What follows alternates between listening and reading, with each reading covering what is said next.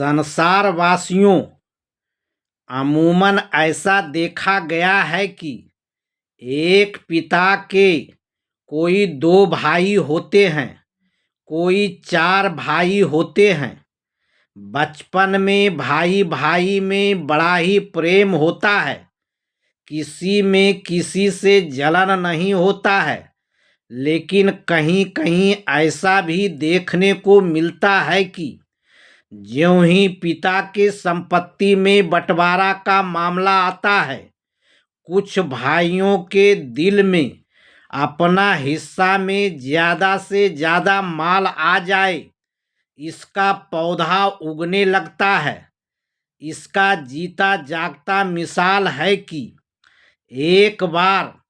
एक दिन एक लड़की हजरत मोहम्मद साहब के पास आई और रोते हुए बोली कि हमारे शौहर 6 भाई हैं।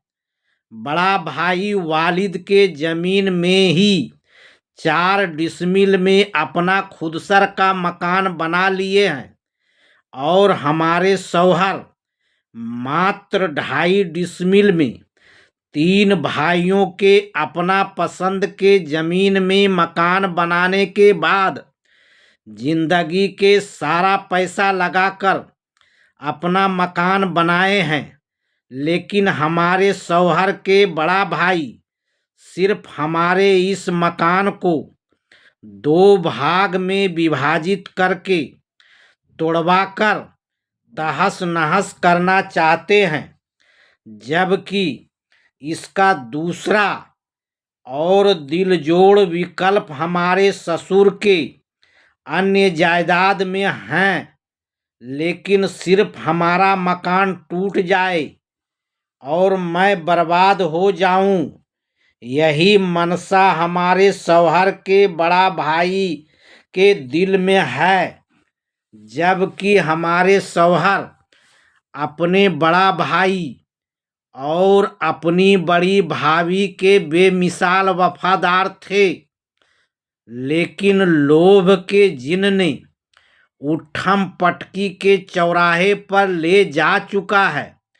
इतना सुनने के बाद मोहम्मद साहब ने उस इंसाफ मांगने आई लड़की से बोले कि तुम सब्र करते जाओ, खुदा के अदालत में तुम्हारा टूटा हुआ घर उसके नहीं टूटा हुआ घर से चमकदार होगा।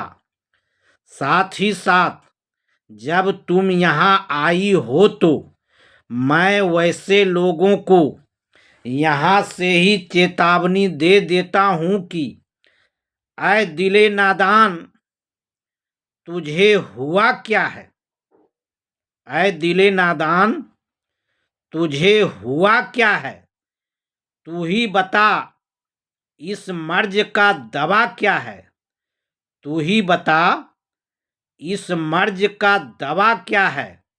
खुदा का फरमान है कि बाप में बेटों का बराबरी होता है। खुदा का फरमान है कि बाप में बेटों का बराबरी होता है और जिसको इसमें यकीन नहीं है वो यजीदियों यानी शैतान के साथी होता है।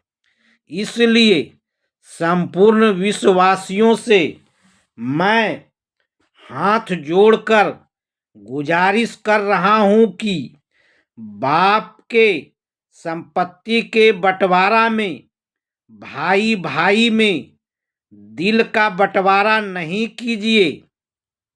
ऐसा इसलिए कि चंद कट्टरपंथियों के चलते मोहम्मद बदरू बहार जमुई, जिला जमुई, बिहार का देश 2 भाग में बट गया, जिसका दर्द निर्दयी को क्या होगा उसका दर्द मुझको समझ में आता है, क्योंकि मैंने बापू अर्थात महात्मा गांधी के उस अनमोल वचन का अध्ययन किया हूँ कि कल तक अंग्रेजों ने हमारे ऊपर लाठियां चला रहे थे और आज हमारे अपनों ने मुझको लाठी से मार रहे हैं।